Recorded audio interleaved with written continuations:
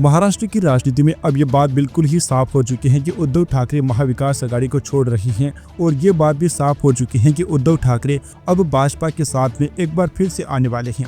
लेकिन इसी बीच सुप्रिया सुले भी देवेंद्र फडणवीस की तारीफ करने लगी हैं। एक और बड़ी काम की खबर अपडेट सामने आ रही है कि एकनाथ शिंदे अभी भी भाजपा से नाराज बताए जा रहे हैं। तो दोस्तों कहीं ना कहीं ये इस बात का संकेत देता है कि महाराष्ट्र की जो राजनीतिक समीकरण है ना, अब एक बार फिर से बिल्कुल बदलने वाले हैं। विधानसभा चुनाव में महाविकास आघाड़ी की बुरी हार और उसके बाद मुख्यमंत्री के पद और विभागों की बंटवारे को लेकर महायुति के सहयोगी दलों में तकरार से राज्य में नए राजनीतिक समीकरण की आहट दिखाई दे रही है। बुरी हार के बाद महाविकास आघाड़ी दो फाड़ होने के कगार पर है। आघाड़ी में कांग्रेस पार्टी और उसके दो अन्य दलों शिवसेना उद्धव गुट और एनसीपी शरद गुट कई मुद्दों पर एक राय में नहीं है। शरद गुट और उद्धव गुट अपनी हार का ठीकरा कांग्रेस पार्टी पर फोड़ रहे हैं। कांग्रेस पार्टी की गलत रणनीतियों पर ठीकरा फोड़ा जा रहा है। सार्वजनिक तौर पर भी अब ये एक दूसरे के खिलाफ बयानबाजी कर रही हैं। ऐसे में कांग्रेस वाले गठबंधन में इनके लिए बहुत संभावना नहीं दिख रही है।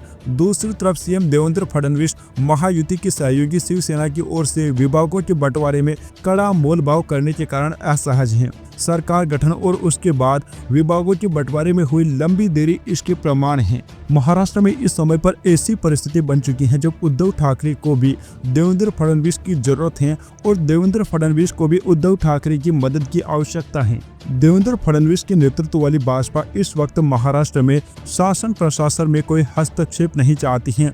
दूसरी तरफ कुछ ही समय बाद बीएमसी के चुनाव होने वाले हैं। इस चुनाव में महायुति के भीतर एक तकरार की संभावना है क्योंकि शिंदे की शिवसेना यहां खुद को बड़ा भाई बनाने की कोशिश में है। दूसरी तरफ भाजपा शानदार जीत के बाद अपनी जमीन सहयोगी दलों के लिए छोड़ना नहीं चाहती है। ऐसे में आने वाले वक्त में महायुति के भीतर खटास की संभावना से इनकार नहीं किया जा सकता है। और दोस्तों जो जानकारी सामने आ रही है उसके मुताबिक बीएमसी के चुनाव में उद्धव गुट बहुत ज्यादा भारी हैं, जबकि दूसरी तरफ शिंदे गुट को देखा जाए तो वह बहुत ज्यादा कमजोर हैं। और बीजेपी भी अगर बीएमसी चुनाव में अपना कब्जा करना चाहती है तो उन्हें उद्धव ठाकरे की आवश्यकता है और ये बात भारतीय जनता पार्टी बहुत अच्छे तरीके से जानती है। इसीलिए दोस्तों अभी महाराष्ट्र में ऐसे समीकरण बैठ रहे हैं कि उद्धव ठाकरे एक बार फिर से देवेंद्र फडणवीस के साथ आ सकते हैं। दोस्तों आपने इसका नतीजा चुनाव में भी देखा है कि जब उद्धव ठाकरे ने लगातार देवेंद्र फडणवीस की बुराई की थी या हिंदू संगठन से अलग रुख अपनाया था तो उद्धव ठाकरे गुट को महाराष्ट्र के विधानसभा चुनाव में बहुत भारी नुकसान उठाना पड़ा था। इस कारण से उद्धव ठाकरे भूल कर भी ये गलती दोबारा नहीं करना चाहते हैं। लगातार वह देवेंद्र फडणवीस के खिलाफ जो रुख अपनाया हुआ था उससे किनारा कर रहे हैं और बिल्कुल नरम पड़ चुके हैं। देवेंद्र फडणवीस की अब वो कई मौकों पर तारीफ कर चुके हैं, उनसे मुलाकात भी कर चुके हैं। दोस्तों महाविकास आघाड़ी के सहयोगी दलों में भी हमें काफी खटास देखने को मिल रही है। इस वक्त इस गठबंधन में सबसे असहज स्थिति में उद्धव गुट की शिवसेना है। विचारधारा से समझौता कर बने इस गठबंधन के कारण उद्धव ठाकरे की शिवसेना अब जनता की अदालत में भी खारिज हो चुकी है। यही बात शरद गुट की एनसीपी के तो पवार परिवार और पार्टी के भीतर से मजबूत आवाज आ रही है कि अब दोनों पवारों यानी शरद पवार और अजित पवार के बीच सुलह हो जाना चाहिए।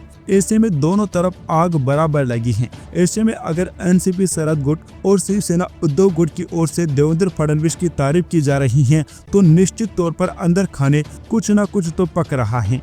दरअसल नए साल पर सीएम फडणवीस ने गढ़चिरौली का दौरा किया था। उनके इस दौरे की शिवसेना उद्धव गुट, एनसीपी शरद पवार गुट की प्रमुख सुप्रिया सुले और एनसीपी नेता छगन भुजबल ने तारीफ की थी। शिवसेना उद्धव गुट ने अपने मुखपत्र सामना में बधाई हो देवाबाई शीर्षक से संपादकीय लिखा। इसमें कहा गया कि अगर वर्तमान मुख्यमंत्री गढ़चिरौली को नक्सलियों के जिला की जगह स्टील सिटी की पहचान देना चाहते हैं तो इसका स्वागत किया जाना चाहिए। इसमें आगे लिखा गया कि अगर मुख्यमंत्री ने गढ़चिरौली में यह बदलाव करने का फैसला किया है तो हम उन्हें बधाई देते हैं। फडणवीस के गढ़चिरौली दौरे की सुप्रिया सुले ने भी तारीफ की। उधर छगन भुजबल ने मुख्यमंत्री देवेंद्र फडणवीस की सराहना करते हुए कहा कि वह क्रांतिकोटी सावित्रीबाई फुले के कार्यों को आगे बढ़ा रहे हैं। सतारा जिले के नए गांव में एक कार्यक्रम के दौरान उन्होंने ये बातें कही। नए गांव सावित्रीबाई फुले का जन्म स्थान है जहां उनकी 194वीं जयंती मनाई गई थी। भुजबल के इस बयान पर फडणवीस ने जवाब दिया और कहा कि एनसीपी नेता ने ज्योतिबा फुले और सावित्री फुले के कार्य को जनता के सामने लाया है। बाद में भुजबल ने पुणे में शरद पवार के साथ मंच साझा किया और उन्हें भी महात्मा फुले वाडा के पुनर्संरक्षण और मराठवाड़ा विश्वविद्यालय का नाम बदलकर बाबा साहेब आम्बेडकर मराठवाड़ा विश्वविद्यालय रखने के लिए फडणवीस की सराहना की गई। दोस्तों, इस बात से अब इनकार नहीं किया जा सकता है कि महाराष्ट्र में अब देवेंद्र फडणवीस का जो सियासी कद बढ़ चुका है उसका किसी से कोई मुकाबला नहीं रहा है। इस चुनाव में जीत के बाद उनका कद काफी ऊंचा बढ़ चुका है। विपक्षी भी अब उनकी बुराई करने से कतराते हैं।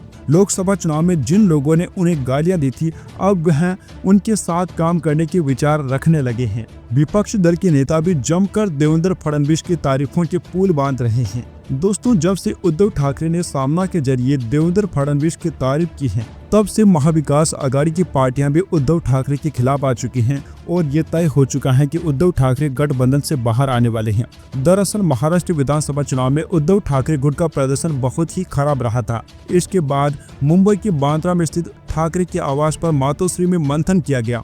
इस दौरान यूबीटी सांसद संजय राउत और पार्टी कार्यकर्ताओं के बीच बहस हुई। गुस्साए पार्टी कार्यकर्ताओं ने उन्हें एक कमरे में बंद भी कर दिया था। ऐसी खबरें भी सामने आई थी। महाराष्ट्र के विधानसभा चुनाव में बीजेपी ने 132 सीटों पर जीत हासिल की थी। शिवसेना एकनाथ शिंदे गुट ने 57 और एनसीपी अजित पवार ने 41 सीटों पर जीत हासिल की थी। वहीं कांग्रेस के नेतृत्व वाला महाविकास आघाड़ी गठबंधन को 46 सीटों पर संतोष करना पड़ा, जिनमें से उद्धव ठाकरे गुट को 20, कांग्रेस को 16 और एनसीपी शरद पवार के हिस्से में 10 सीटें ही आई। 2 सीटें सपा ने जीती हैं, जबकि 10 सीटें अन्य के खाते में गई। उद्धव ठाकरे की आवास मातोश्री पर जो मीटिंग हुई थी उसमें उद्धव गुट के नेताओं ने इस बात पर जोर दिया कि उन्हें बीजेपी के साथ एक बार फिर से आ जाना चाहिए, क्योंकि हमारे जो हिंदू वोटर्स हैं वह हमसे बहुत ज्यादा नाराज चल रहे हैं।